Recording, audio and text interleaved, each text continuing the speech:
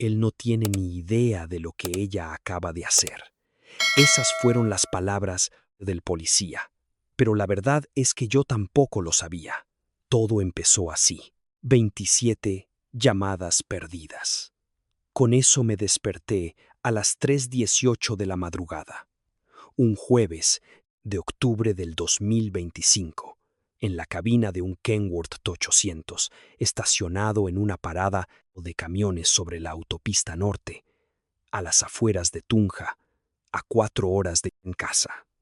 27 llamadas perdidas, todas de mi esposa, todas entre las 2:17 y las 3:11 de la madrugada. 54 minutos con mi celular vibrando en el portavasos mientras yo dormía profundo.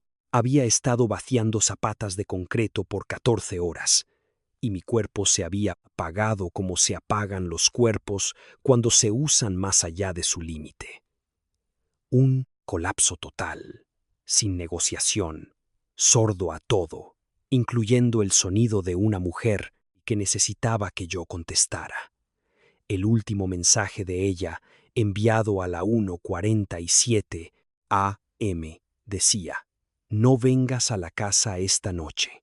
El anterior, de las 6:12 p.m., decía: «Me quedo trabajando hasta tarde. Cuídate mucho. Te amo». Entre el te amo y el no vengas a casa, pasaron 7 horas y 35 minutos. Algo había ocurrido en esas 7 horas. Algo que convirtió a mi esposa de una mujer que decía «te amo» a una que decía «mantente lejos». Le devolví la llamada. No contestó. Llamé de nuevo. No contestó. Un tercer intento. Buzón de voz. Su voz grabada en calma. La voz de una mujer que configuró su buzón un domingo por la tarde hace 3 años, sin tener idea de que su esposo lo escucharía algún día a las 3:18 de la madrugada, tratando de entender por qué lo había llamado 27 veces para luego desaparecer. Me subí a mi camioneta, no al Kenworth, a mi Toyota Hilux 2018 que había llevado acá a la obra. Salí del paradero y manejé hacia el sur, rumbo a Bogotá. 4 horas, 260 kilómetros, el viaje más largo de mi vida. Conduje en silencio, sin radio, sin podcast, solo el motor, la carretera y el sonido particular de la respiración de un hombre que intenta mantener la calma y fracasa. La llamé 6 veces más durante el viaje, sin respuesta. Llamé al celular de mi hija, sin respuesta. Llamé al de mi hijo, sin respuesta. 3 teléfonos, 0 respuestas. Y la distancia entre Tunja y Bogotá, reduciéndose kilómetro a kilómetro. Mientras la distancia entre lo que yo sabía y lo que había pasado se hacía más ancha con cada tono perdido. Giré en nuestra calle, la calle de los Cedros en Usaquén, a las 7:14 de la mañana, y frené la camioneta en medio de la vía. Patrullas de la Policía Nacional, 4 de ellas, estacionadas frente a mi casa. Las luces rojas y azules todavía girando. Una ambulancia en la entrada del garaje. Cinta amarilla o de no pasar, acordonando el porche que construí con mis propias manos hace 2 veranos. El mismo porche donde mi hija se sentaba a leer, mi hijo practicaba guitarra y mi esposa tomaba café cada sábado por la mañana, mientras yo cortaba el césped. Cinta amarilla en mi porche. Estacioné, me bajé y caminé hacia la casa sobre unas piernas que hacían el trabajo de caminar sin consultar a mi cerebro, porque mi cerebro había dejado de procesar información. Estaba funcionando con el sistema de emergencia que tenemos los humanos para momentos en que la realidad supera nuestra capacidad. Un oficial se paró frente a mí. Joven, tal vez 28 años, con la postura particular de un hombre que ha estado parado frente a la escena de un crimen durante 5 horas y aún no ha aprendido a poner la cara en blanco. Señor, no puede pasar. Esa es mi casa. ¿Usted es el esposo? Sí, soy el esposo. ¿Dónde está mi esposa? ¿Dónde están mis hijos? El joven miró a su compañera, una mujer mayor, parada junto a la puerta principal. Ella le devolvió la mirada y él dijo algo, no para mí, para ella, en voz baja, como hablan los policías cuando creen que la persona de la que hablan no puede oír. Pero yo estaba a 1 metro de distancia y mis oídos funcionaban, aunque mi cerebro no. Este man no tiene ni idea de lo que la esposa acaba de hacer. 9 palabras. 9 palabras que contenían una noche entera que me había perdido. Una guerra que no sabía que se había librado. Y una mujer que creía conocer, haciendo algo que nunca imaginé que fuera capaz de hacer. Lo que ella hizo, le dije. ¿Qué hizo ella? ¿Dónde? ¿Está? ¿Está herida? ¿Y mis hijos? Señor, su esposa está adentro. No está herida. Sus hijos están a salvo. Están arriba con una trabajadora social. ¿Una trabajadora social? ¿Por qué hay una trabajadora social en mi casa? Señor, necesito que venga conmigo. Hay detectives adentro que necesitan hablar con usted. No voy a ninguna parte hasta que alguien me diga qué pasó. La oficial se acercó. Su placa decía Teniente Rojas. Tendría unos 45 años. Tenía la mirada firme de alguien que ha trabajado en suficientes escenas del crimen para saber que la persona frente a ella necesitaba información más que protocolo. Señor Vargas, su esposa está a salvo. Sus hijos están a salvo. Aproximadamente a las 2:07 de esta madrugada, 2 hombres forzaron la entrada a su casa por la puerta trasera. Su esposa los enfrentó. Disparó un arma de fuego. Uno de los intrusos recibió un disparo en el hombro. Ambos intrusos han sido detenidos. Su esposa está siendo entrevistada por los detectives. No está bajo arresto. Está siendo tratada como la víctima. 2 hombres entraron a mi casa. Sí. ¿Y mi esposa le disparó a uno de ellos? Sí, señor. Mi esposa Elena, la maestra de escuela. Sí, señor. Elena le disparó a alguien. Señor, creo que necesita entrar. Entré. A través de la cinta amarilla, por la puerta principal, a la casa donde había vivido durante 9 años. Donde mis hijos dieron sus primeros pasos. Donde mi esposa hacía arepas los domingos y calificaba tareas en la mesa del comedor todas las noches. La cocina era una escena del crimen. La puerta trasera, la que daba a la terraza que construí en 2019, había sido forzada. El marco estaba astillado. En el suelo de la cocina había marcadores de evidencia, esos números de plástico que la policía coloca. Marcador 1. Una barra de metal junto a la puerta. Marcador 2. Un casquillo de bala en el suelo, cerca de la nevera. Marcador 3. Sangre. No un charco, una mancha embarrada en la baldosa, cerca de la isla de la cocina. La sangre de un hombre que había entrado a mi casa y había sido baleado por mi esposa. Mi esposa. Elena estaba sentada en el sofá de la sala, con una manta sobre los hombros.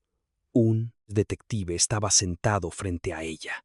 Sostenía una taza de aromática que no estaba bebiendo. Su rostro estaba, no tengo la palabra correcta, no asustada, no enojada, agotada. El rostro de una mujer que ha usado cada recurso que tiene, cada gota de adrenalina, cada caloría de coraje, cada año de entrenamiento del que nunca le contó a nadie. Y no le queda nada excepto la capacidad de sentarse, erguida, y sostener una taza. Me vio y su rostro se quebró. Mateo se levantó, la manta cayó, cruzó la habitación y me agarró. ambos brazos alrededor de mi pecho, su cara contra mi cuello, sosteniéndome como se sostiene algo que casi te quitan, pero no lo lograron. Y el abrazo es la prueba de que no lo lograron. Vinieron por ti, dijo, su voz ahogada contra mi camisa. Vinieron por ti y no estabas aquí, y no podía dejar que te esperaran. ¿Quién vino por mí, Elena? ¿Qué pasó? Te lo contaré. Te contaré todo. Pero primero, necesito que subas a ver a los niños. Están con una trabajadora social. Lo oyeron todo. Necesitan verte. Subí las escaleras. El cuarto de Sofía. Mi hija, 10 años. Estaba sentada en su cama con una mujer con una chaqueta de la policía de Bogotá que le hablaba en esa voz baja y suave que usan las trabajadoras sociales con los niños que han vivido algo que ningún niño debería vivir.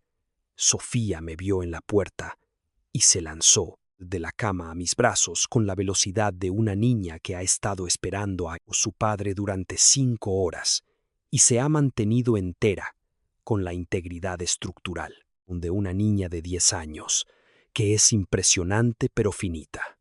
Papi, estoy aquí, oh mi amor, estoy aquí. Mami le disparó al hombre malo. Lo sé, me dijo que me escondiera en el baño. Dijo, no salgas y no hagas ni un ruido. Dijo que llamara al 123 si escuchaba el disparo. ¿Tú llamaste al 123? Llamé. Les dije que había hombres malos en nuestra casa. Les dije que mi mami tenía una pistola. Dijeron que la ayuda venía en camino. Me quedé en el teléfono hasta que oí las sirenas. Abracé a mi hija, esta niña de 10 años que se había escondido en un baño a las 2 de la mañana.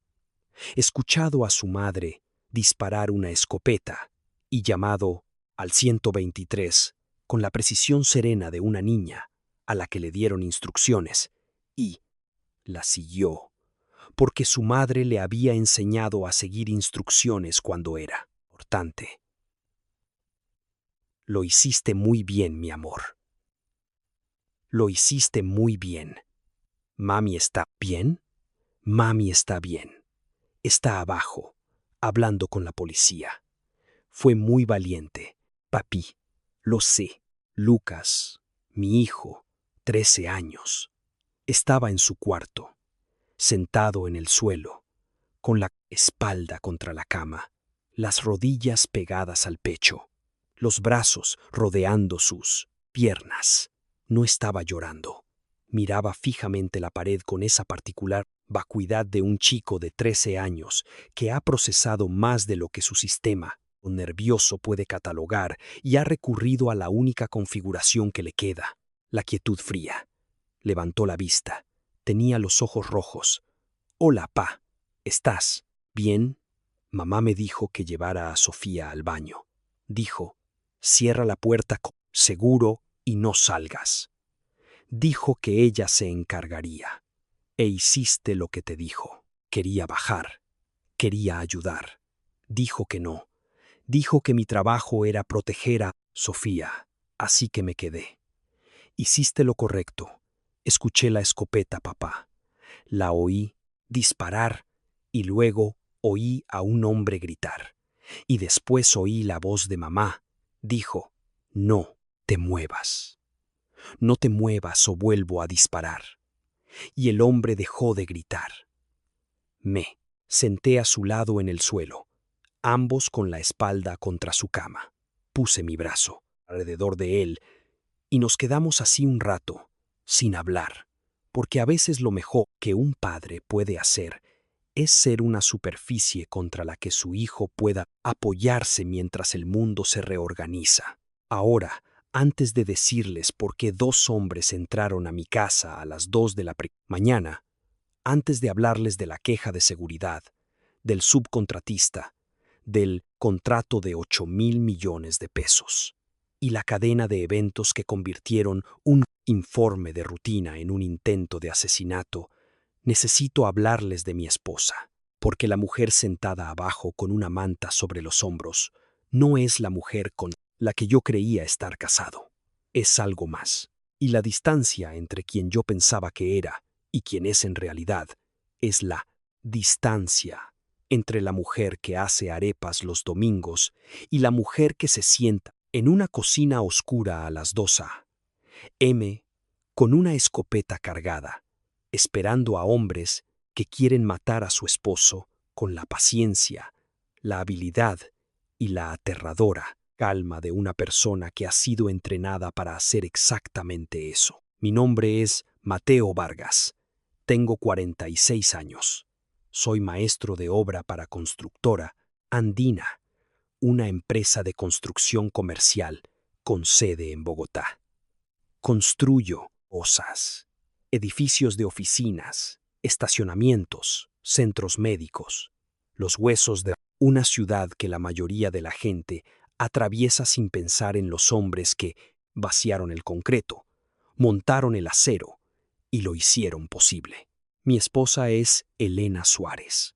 Tiene 43 años. Es profesora de 4º grado en el Colegio Los Pinos.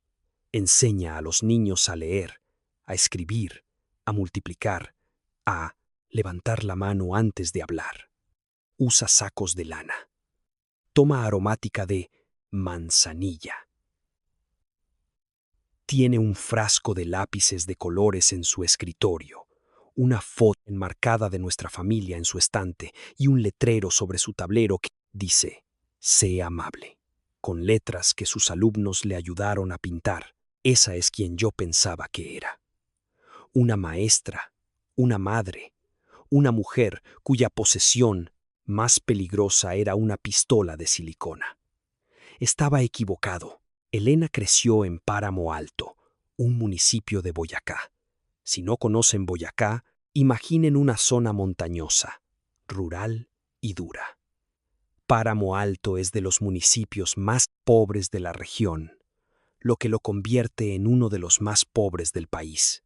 Es tierra de mineros, o lo era, antes de que la industria del carbón colapsara y dejara atrás los socavones, las casas y la gente que no podía permitirse irse. Su padre era Ezequiel Suárez, un minero de carbón despedido en 1995 cuando cerró la mina. Pasó el resto de su vida haciendo lo que hacen los mineros desempleados en esa zona: cazar, arreglar cosas, sobrevivir. Crió a Elena solo, después de que su madre, Jolén, se fuera cuando Elena tenía 8 años. Hizo una maleta, se fue a Medellín y nunca más volvió. Sin divorcio, sin pelea por la custodia, solo ausencia. Ezequiel Suárez no era un hombre blando. Era el producto de un lugar difícil y crió a su hija en consecuencia. Le enseñó a Elena a disparar cuando tenía 11 años. No por deporte, con un propósito. Vivían en una vereda donde la patrulla de policía más cercana estaba a 45 minutos. Para cuando llegue la policía desde el pueblo, le dijo Ezequiel, lo que sea que iba a pasar, ya pasó. Tú tienes que ser la que decide qué pasa aquí. Le enseñó a usar su escopeta Remington 870 de corredera. La misma escopeta que ahora estaba en una bolsa de evidencia de la policía en mi cocina. Le enseñó a cargarla, a amartillarla, a apuntar, a disparar. Le enseñó a despejar una habitación, no como los soldados con precisión táctica y visión nocturna, sino como un hombre del páramo despeja una habitación.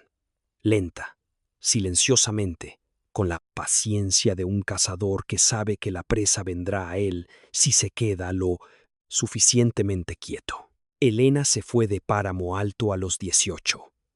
Una beca para la Universidad Nacional o licenciatura en educación. Se mudó a Bogotá, consiguió un trabajo y construyó una vida lo más alejada posible de su pueblo natal sin salir del país. Usaba sacos de lana en lugar de ropa de camuflaje. Leía libros infantiles en lugar de rastrear venados.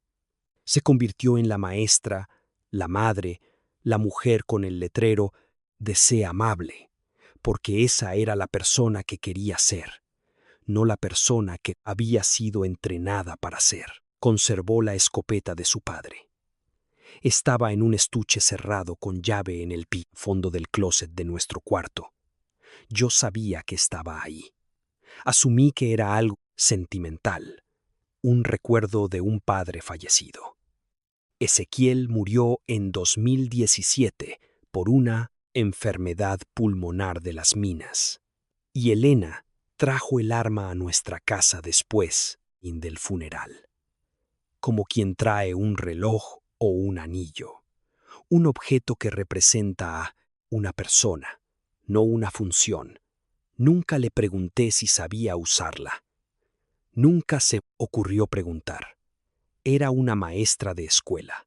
Las maestras de escuela no usan escopetas, excepto cuando lo hacen. Ahora, déjenme contarles sobre esa noche, porque necesitan entender qué pasó entre las 6:12 p.m., cuando mi esposa me escribió «Te amo», y las 2:07 a.m., cuando amartilló una Remington 870 en la oscuridad y esperó a que dos hombres entraran por su puerta trasera. A las 6:07 p.m.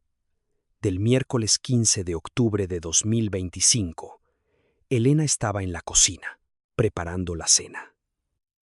Lucas estaba en su cuarto haciendo tareas. Sofía estaba en la mesa de la cocina, dibujando. Sonó el timbre. Elena abrió. Un hombre estaba en el porche. 30 y tantos, ropa de trabajo, una cara que no reconoció. No, era agresivo. Estaba tranquilo. La calma de un hombre al que han enviado a dar un mensaje y ha ensayado su discurso. ¿Señora de Vargas? Sí. Su esposo es Mateo Vargas, maestro de obra en Constructora Andina. ¿Quién pregunta? Hace 3 meses, su esposo presentó una queja de seguridad laboral contra contratistas Villegas. La queja provocó una investigación del Ministerio de Trabajo. La investigación encontró violaciones. Villegas perdió un contrato de 8.000 millones de pesos con el gobierno. El dueño, Darío Villegas, ahora enfrenta cargos por negligencia criminal. No sé de qué me habla. Su esposo presentó un informe que le costó mucho dinero a algunas personas y puso a un hombre en la mira de la justicia. Esta noche, en algún momento después de la medianoche, 2 hombres vendrán a esta casa. Vienen por su esposo. Si su esposo está aquí, lo van a lastimar. Si llama a la policía, encontrarán a su esposo en la obra mañana. No hay ninguna versión de esto en la que su esposo esté a salvo, a menos que no esté aquí esta noche y los hombres que vengan encuentren una casa vacía. ¿Está amenazando a mi familia? Le estoy diciendo lo que va a pasar. Mantenga a su esposo lejos esta noche y váyase usted también de la casa. Si la casa está vacía, nadie sale herido. Si no lo está, no terminó la frase. No fue necesario.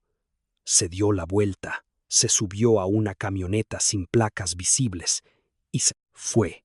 Elena se quedó en el umbral de la puerta durante aproximadamente 90 segundos. Sé esto porque Sofía luego le dijo a la policía que mami se quedó en la puerta por mucho tiempo después de que el hombre se fue. Y Sofía pensó que estaba mirando algo afuera, pero no era así. Estaba pensando.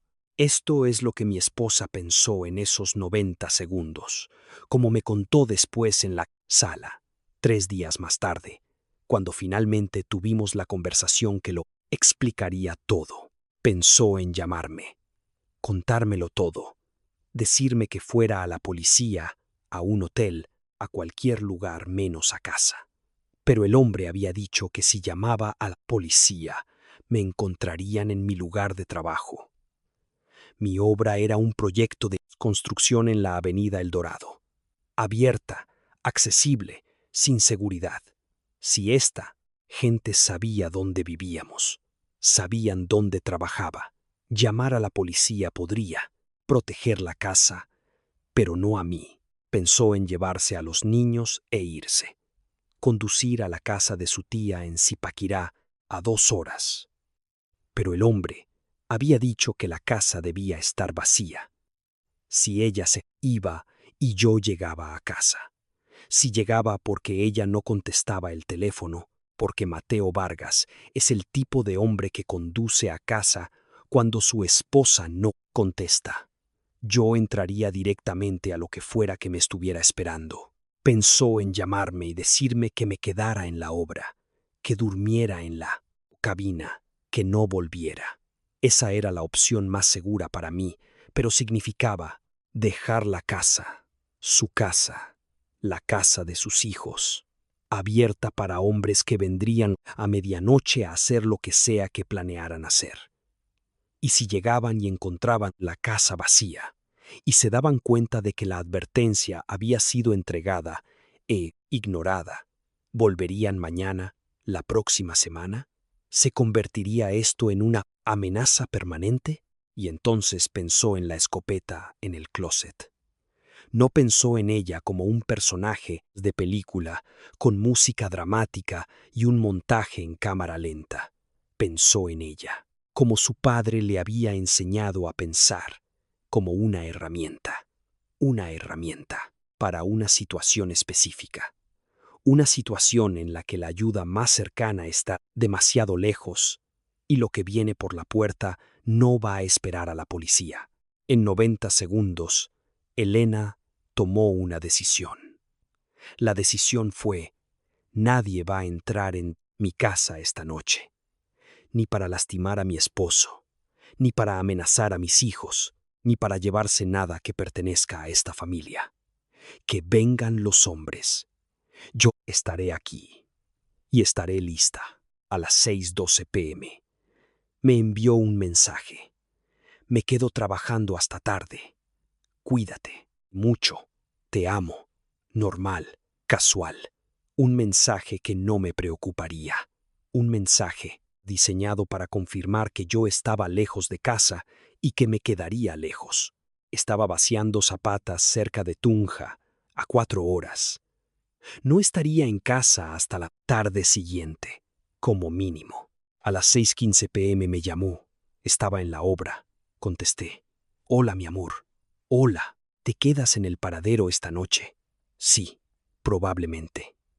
Vamos retrasados con las zapatas. Dormiré en la cabina y termino mañana por la mañana. Bien. No, manejes cansado. No lo haré. Te amo, Mateo. Yo también te amo. Colgó. Sabía que estaba a 4 horas y que no volvía a casa. La primera parte del plan está hecha. A las 6:30 p.m. les dio de cenar a los niños. Pasta con queso. Lucas comió en la mesa. Sofía en el sofá, viendo televisión. Una tarde de miércoles normal en la casa Vargas. Nada en el comportamiento de Elena indicaba que algo andaba mal, porque Elena es una mujer que creció en un pueblo donde mostrar miedo era un lujo y la compostura era supervivencia. A las 8:30 p.m. acostó a Sofía.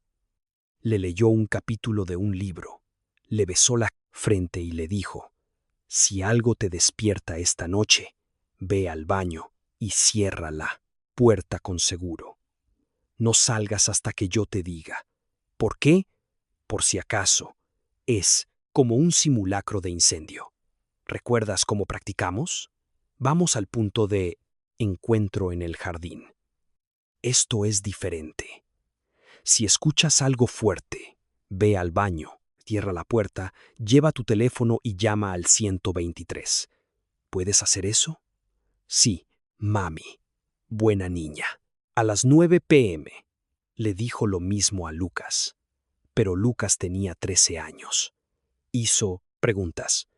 Mamá, ¿Qué está pasando? Necesito que confíes en mí, Lucas. Sí, escuchas algo esta noche. Cualquier cosa fuerte. Cualquier cosa que no suene. Bien, necesito que lleves a Sofía al baño.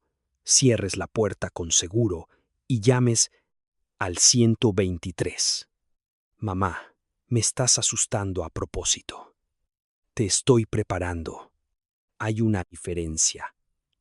¿Puedes hacer lo que te pido? Sí. Tu trabajo es proteger a Sofía, no bajar, no investigar, proteger a tu hermana. Ese es tu único trabajo esta noche, mamá. Lucas, repítemelo. Llevar a Sofía al baño, cerrar la puerta, llamar al 123. Bien, te amo. Vete a dormir. A las 9:15 p.m. Elena fue al closet de nuestro cuarto, abrió el estuche cerrado con llave y sacó la Remington 870, la escopeta de su padre. No la había disparado desde el funeral de Ezequiel en 2017, cuando la llevó al páramo y disparó 3 rondas contra una ladera, no como práctica, sino como despedida. El arma había estado limpia y guardada desde entonces. 8 años sin ser tocada. La cargó. 5 cartuchos, perdigones de .00, los mismos que su padre usaba para defender su casa en una vereda donde la policía estaba a 45 minutos y la propia vereda hacía sus propias leyes. A las 10 p.m. apagó todas las luces de la casa. Cada lámpara, cada luz de techo, cada luz de noche. Oscuridad total.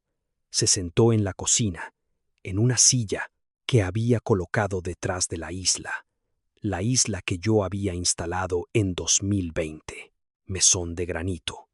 La misma isla que ahora era la cubierta para una mujer con una escopeta cargada. Se sentó en la oscuridad durante 4 horas, de 10 p.m. a 7 a.m., 4 horas. Sentada en una cocina oscura con una escopeta cargada sobre su regazo, escuchando la casa crujir, el viento moverse y el coche ocasional pasar por la calle de los Cedros, esperando el sonido que le diría que los hombres habían llegado. Me dijo después que la parte más difícil no fue la espera. La parte más difícil fue el silencio. Podía escuchar la respiración de los niños arriba, dijo, a través de los ductos. La casa estaba tan silenciosa que podía oírlos respirar por el aire acondicionado, y cada respiro que tomaban era una razón por la que yo estaba sentada en esa silla. A la 1:47 a.m., 20 minutos antes de que llegaran los hombres, me envió el mensaje. No vengas a la casa esta noche. No porque pensara que yo venía. Sabía que estaba en Tunja. Lo envió como un seguro. Por si me despertaba temprano. Por si decidía conducir a casa. Por si Mateo Vargas hacía lo que Mateo Vargas siempre hace, aparecer.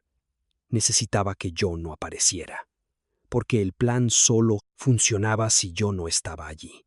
Si yo estaba, el plan se convertía en un tiroteo con 2 objetivos en lugar de un defensor, y las variables multiplicaban en direcciones que ella no podía controlar. A las 2:07 a.m.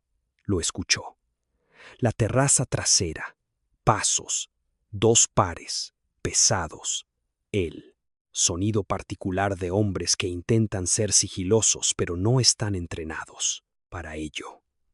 El sonido del peso sobre la madera, el crujido de las tablas bajo las botas, la respiración de 2 personas que están cerca y generan un calor que el aire frío de octubre transportaba a través de las rendijas del marco de la puerta.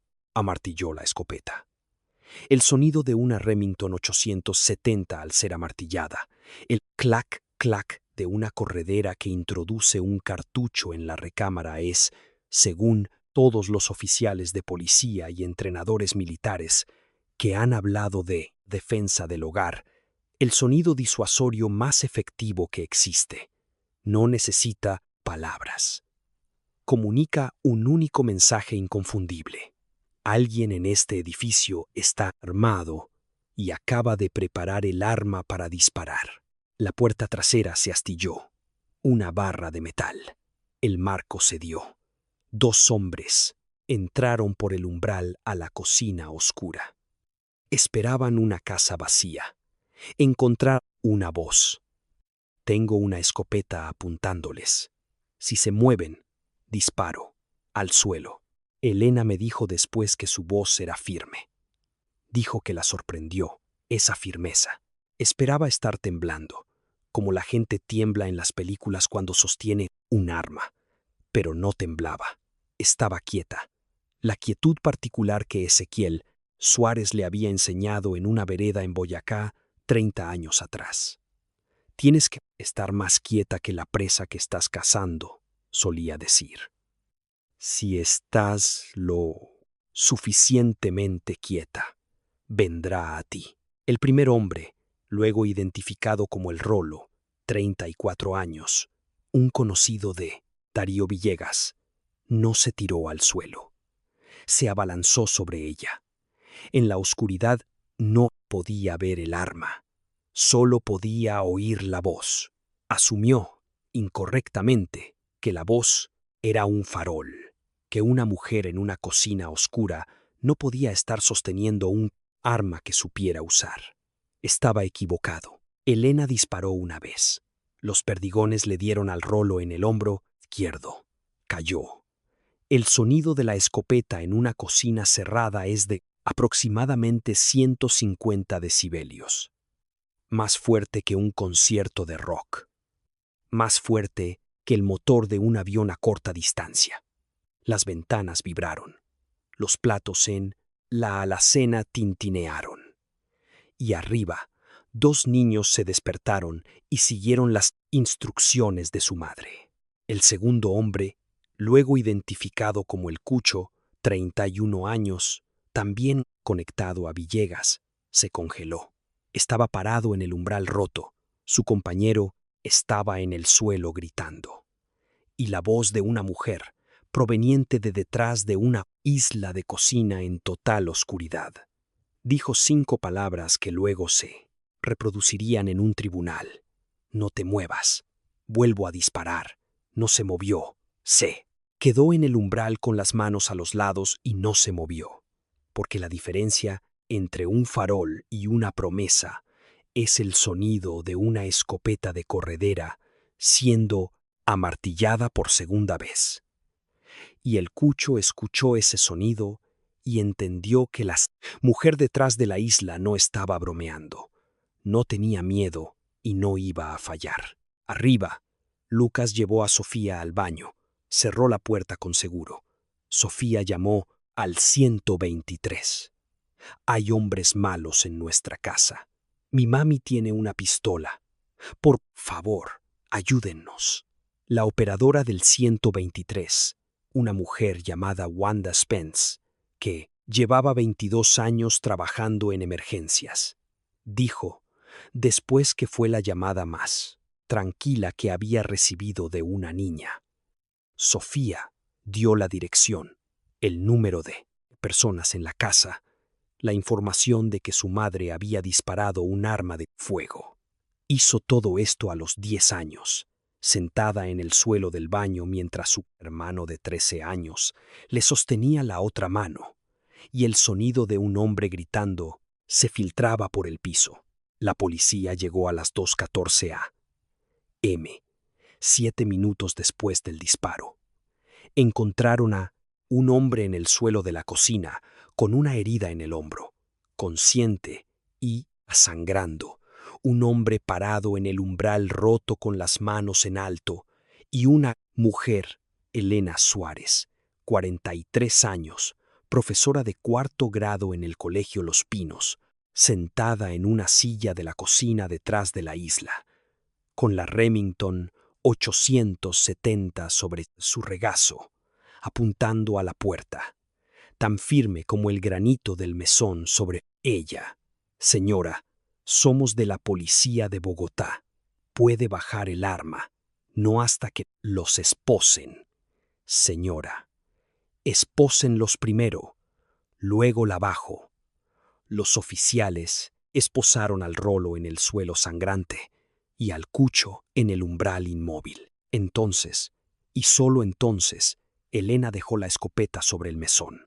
Se levantó. Sus piernas cedieron. Un oficial la sostuvo. ¿Cuánto tiempo estuvo sentada ahí?, preguntó el oficial. 4 horas. 4 horas en la oscuridad. Estaba esperando. Señora, ¿usted tiene entrenamiento? Mi padre me enseñó. Su padre está muerto. 8 años. Era un minero de Boyacá. Me enseñó a disparar porque la policía estaba a 45 minutos y la vereda no esperaba a la policía. Fue entonces cuando Elena empezó a hacer las llamadas. 27 llamadas a mi teléfono. Entre las 2:17 a.m., después de que llegaron los oficiales, los intrusos fueron esposados y la escena asegurada, y las 3:11 a.m., cuando finalmente dejó de intentar y el teléfono se fue al buzón de voz. No llamaba para contarme lo que pasó. Llamaba porque la adrenalina se estaba metabolizando y la quietud abandonaba su cuerpo. Y la mujer que se había sentado en la oscuridad durante 4 horas, con una escopeta, estaba siendo reemplazada por la mujer que necesitaba que su esposo contestara el teléfono para poder escuchar su voz y saber que la razón por la que había hecho todo eso, la razón por la que se había sentado en la oscuridad y cargado el arma y advertido a los niños, esperado el sonido de botas en la terraza, estaba vivo y a salvo, a 4 horas de distancia, en una parada de camiones cerca de Tunja. Yo no contesté, porque estaba dormido. Porque había vaciado concreto durante 14 horas. Porque el teléfono estaba en el portavasos y mi cuerpo se había apagado. 27 llamadas. 27 veces. Mi esposa me buscó y yo no estuve ahí. Este man no tiene ni idea de lo que la esposa acaba de hacer. Eso es lo que el oficial le dijo a su compañera cuando llegué a las 7:14 a.m. Y tenía razón. No tenía ni idea. Ni de los hombres, ni de la escopeta, ni de las 4 horas en la oscuridad, ni de mi hija llamando al 123 desde el suelo de un baño, ni de mi esposa, la maestra, la madre, la mujer del saco de lana y la aromática, sentada detrás de una isla de cocina con una Remington 870 cargada, esperando a 2 hombres que vinieron a lastimarme y deteniéndolos con las habilidades que su padre muerto le enseñó en una vereda en Boyacá 30 años atrás. No tenía ni idea. Y lo que menos idea tenía, lo que no descubriría hasta 2 semanas después, fue por qué vinieron. Porque en el caos de esa mañana, con la cinta del crimen y los detectives y los niños arriba y mi esposa temblando en el sofá, nadie me dijo la razón. Elena me dijo, vinieron por ti, pero no pudo decirme por qué, porque no lo sabía. Solo sabía lo que el hombre en la puerta había dicho. Su esposo presentó una queja. La investigación tardó 2 semanas. La policía de Bogotá trabajó con la fiscalía porque el intento de allanamiento estaba conectado a una investigación laboral, lo que lo convertía en un asunto serio. Esto es lo que encontraron. 3 meses antes de la noche del 15 de octubre, en julio de 2025, yo había presentado una queja de seguridad ante el Ministerio de Trabajo contra Contratistas Villegas, un subcontratista en el proyecto del Centro Médico de la Avenida El Dorado, donde yo era el maestro general de obra. La queja era rutinaria. El equipo de Villegas estaba tomando atajos en el refuerzo estructural durante los vaciados de concreto, usando un apuntalamiento temporal que estaba clasificado para la mitad de la carga que soportaba. Les advertí 2 veces en la obra. Me ignoraron. Presenté el informe porque eso es lo que hacen los maestros de obra cuando los subcontratistas ponen en peligro a los trabajadores y porque un vaciado de concreto sin el refuerzo adecuado puede colapsar y matar a todos los hombres que estén debajo.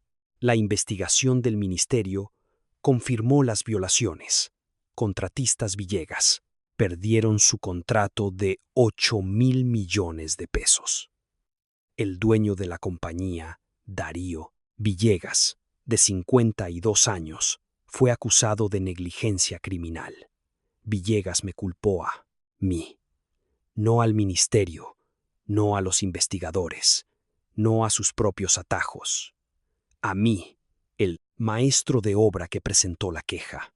Darío Villegas no vino a mi casa él mismo. Envió al Rolo y al Cucho. Envió un mensajero primero, el hombre de la puerta, para darle a Elena la advertencia y esperaba que la casa estuviera vacía cuando llegaran sus hombres, porque esperaba que una maestra de escuela siguiera instrucciones. No sabía nada de Páramo Alto. No sabía nada de Ezequiel Suárez. No sabía nada de la vereda, la escopeta y la niña que aprendió a despejar una habitación antes de aprender a conducir un coche. Darío Villegas fue arrestado el 2 de noviembre de 2025. Cargos por conspiración para cometer agresión, intimidación de testigos y obstrucción a la justicia. El Rolo y el Cucho fueron acusados de allanamiento de morada, intento de agresión y conspiración. Los 3 están esperando juicio. El mensajero, el hombre que llegó a la puerta a las 6:07 p.m., fue identificado a través de las imágenes de la cámara del timbre de un vecino. Su nombre era Gerardo Spalding, 36 años, un empleado de Villegas. Fue arrestado y acusado de conspiración e intimidación de testigos. Cooperó con la fiscalía y proporcionó testimonio sobre las instrucciones de Villegas. El caso avanza lentamente, como lo hacen estos casos, pero avanza.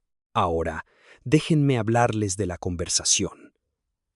La conversación real, no la de la cocina con los detectives, la que ocurrió 3 días después, en la sala, después de que quitaron la cinta del crimen, repararon la puerta trasera y limpiaron la sangre de la baldosa, y la casa volvió a ser una casa en lugar de la escena de un crimen. ¿Por qué no llamaste a la policía?, le pregunté, porque el hombre en la puerta dijo que si llamaba, te encontrarían en la obra. La obra de El Dorado está abierta. Sin cerca, sin seguridad, cualquiera puede entrar. No podía protegerte en la obra. Podía protegerte aquí. Podrías haberme llamado, contármelo todo. ¿Y qué habrías hecho? Habría venido a casa. Exacto. Habrías conducido 4 horas para volver a casa y entrar por la puerta principal a lo que fuera que te estuviera esperando. Y entonces seríamos 2 en la casa, y los niños y los hombres. Y se convierte en una situación que no puedo controlar. Si tú no estás aquí, yo controlo el entorno, conozco la casa, conozco las líneas de visión. Sé dónde están los niños. Sé dónde está el arma. Sé dónde sentarme para que cualquiera que entre por la puerta trasera esté a contraluz por la farola de la calle y yo esté en la oscuridad. Sé todo esto porque mi padre me enseñó a saberlo en una vereda donde la policía estaba a 45 minutos y la única persona entre lo que venía y yo era yo. Elena, te sentaste en la oscuridad por 4 horas. Sí, con una escopeta. Sí, eres una maestra de escuela. Me miró. la mirada de una mujer que ha sido vista de una manera durante 15 años y está a punto de mostrar la otra. Soy maestra de escuela porque elegí serlo. Crecí en Páramo Alto. Mi padre me crió solo en una vereda. Mi madre se fue cuando yo tenía 8. La respuesta policial más cercana estaba a 45 minutos. Mi padre me enseñó a disparar cuando tenía 11, porque entendió que una niña que crece sola en una vereda necesita ser su propia primera respuesta. Nunca me contaste nada de esto. Te dije que crecí en Boyacá. No me dijiste que sabías disparar. No, preguntaste. ¿Por qué no me lo dijiste? Porque ya no quería ser esa muchacha, Mateo. Me fui de Páramo Alto porque quería ser algo diferente. Quería ser la maestra, la mamá, la mujer que hace arepas y califica tareas y vive en una casa, con porche y césped y un esposo que construye cosas. No quería ser la chica de la vereda que puede despejar una habitación con una escopeta de corredera. Quería ser la mujer que nunca tuviera que hacerlo. Pero conservaste el arma. Conservé el arma porque mi padre me la dio. Y porque Ezequiel me enseñó una cosa que nunca he olvidado. Puedes elegir quién quieres ser, pero nunca olvides quién sabes ser. Elegí ser maestra, pero cuando 2 hombres rompieron mi puerta trasera para lastimar al padre de mis hijos, recordé quién sé ser. La chica de la vereda, la chica de la vereda. Miré a mi esposa. Esta mujer con la que me casé hace 13 años. Esta mujer con la que he compartido cama durante 4000 noches. Esta mujer que hacía arepas y calificaba tareas y usaba sacos de lana y tenía un letrero sobre su tablero que decía: sé amable. Se había sentado en nuestra cocina en la oscuridad durante 4 horas, con una escopeta cargada, esperando a 2 hombres que vinieron a matarme. Había disparado una ronda que detuvo a uno de ellos.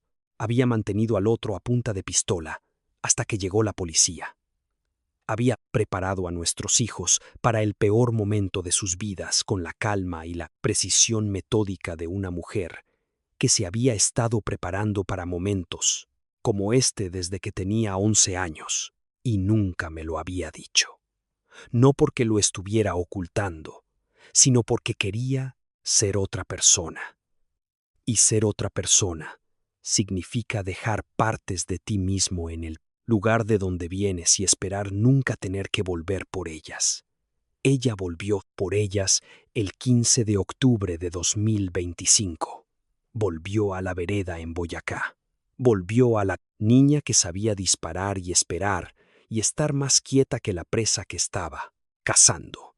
Y volvió porque la alternativa, dejar que 2 hombres entraran por su puerta para lastimar a su familia, no era algo que Elena Suárez estuviera construida para permitir. Ahora es diciembre de 2025. Han pasado 2 meses desde esa noche. La puerta trasera ha sido reemplazada. La baldosa de la cocina ha sido limpiada. Los marcadores de evidencia se han ido.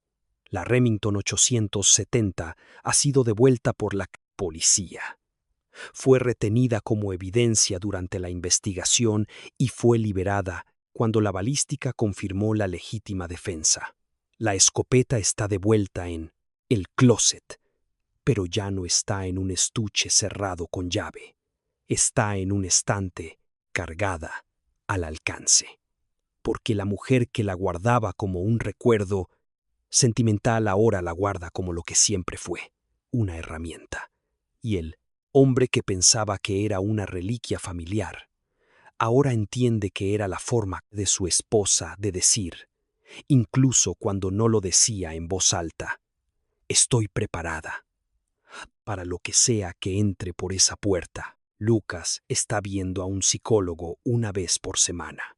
Está procesando la noche, como los chicos de 13 años procesan el trauma, en ráfagas y silencios, con una rabia que no sabe cómo dirigir y un miedo que no sabe cómo nombrar. me dijo la semana pasada que quiere aprender a disparar. Le dije que hablaríamos de ello cuando fuera mayor. Él dijo, mamá tenía 11 cuando el abuelo le enseñó. No tuve respuesta para eso, porque tenía razón. Sofía es resiliente, como lo son los niños de 10 años. Ha incorporado la noche a su comprensión del mundo y ha seguido adelante con la particular adaptabilidad de una niña que confía en sus padres. La semana pasada hizo un dibujo. Una mujer de pie en una cocina sosteniendo algo largo. Una escoba o un arma, dependiendo de cómo lo mires. Sobre la mujer, en crayón, mi mamá es valiente. Está en la nevera, junto a la lista del mercado y un permiso para una excursión escolar, los artefactos ordinarios de una familia que va a la escuela, construye cosas y come pasta con queso. Y que una noche de octubre descubrió que la persona más silenciosa de la casa era la persona más fuerte en la habitación. Yo presenté la queja de seguridad porque los trabajadores estaban en peligro. La queja le costó a un hombre su contrato y provocó cargos criminales. El hombre envió gente a mi casa para lastimarme, y mi esposa, la maestra, la madre, la mujer de la vereda, los detuvo. Yo protegí a los trabajadores. Ella me protegió a mí. Su padre la protegió a ella. Sofía se protegió a sí misma. Un círculo de protección transmitido de generación en generación. De un minero en Boyacá a una maestra en Bogotá, a una niña de 10 años en el suelo de un baño llamando al 123 con voz firme. Protegemos a la gente. Eso es lo que hacemos en esta familia, con cascos y informes de seguridad, con escopetas y llamadas al 123, y con lo que sea que la situación requiera. Protegemos. Ahora quiero preguntarles algo. ¿Qué harían si su pareja les enviara un mensaje a la 1:47 a.m.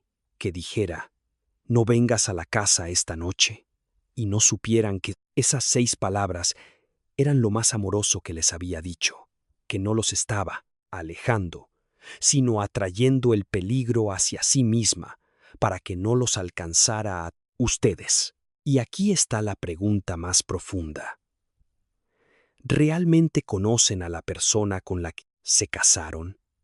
¿Saben de lo que es capaz?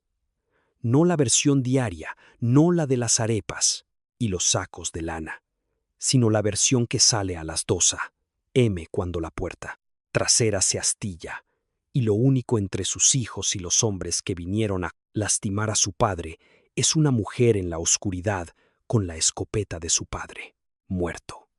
Porque esto es lo que aprendí.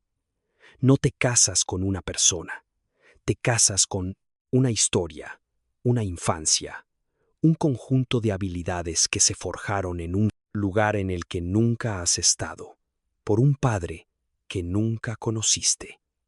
Y a veces, en la peor noche de tu vida, esa historia sale del closet con una Remington 870 cargada y salva a tu familia. No vengas a la casa esta noche. 6 palabras. La frase más valiente que he recibido. No porque tuviera miedo, sino porque no lo tenía. Estaba lista. Ahora, dime tú, ¿qué habrías hecho en mi lugar al llegar a esa escena? ¿Te habrías sentido traicionado por el secreto o profundamente agradecido por la protección? Cuéntamelo en los comentarios. Si esta historia te impactó en algún lugar inesperado, la cocina oscura, las 4 horas, la chica de la vereda, dale al botón de me gusta. Compártela con alguien que necesite escucharla, especialmente con cualquiera que crea conocer a la persona con la que se casó. Podrías tener razón, o podrías estar casado con una mujer de Boyacá que guarda la escopeta de su padre en el closet y no te ha dicho por qué. Te lo dirá cuando sea importante, y cuando lo haga, lo entenderá todo. comenta tus pensamientos abajo y suscríbete al canal para no perderte ninguna otra historia. Nos vemos en la próxima.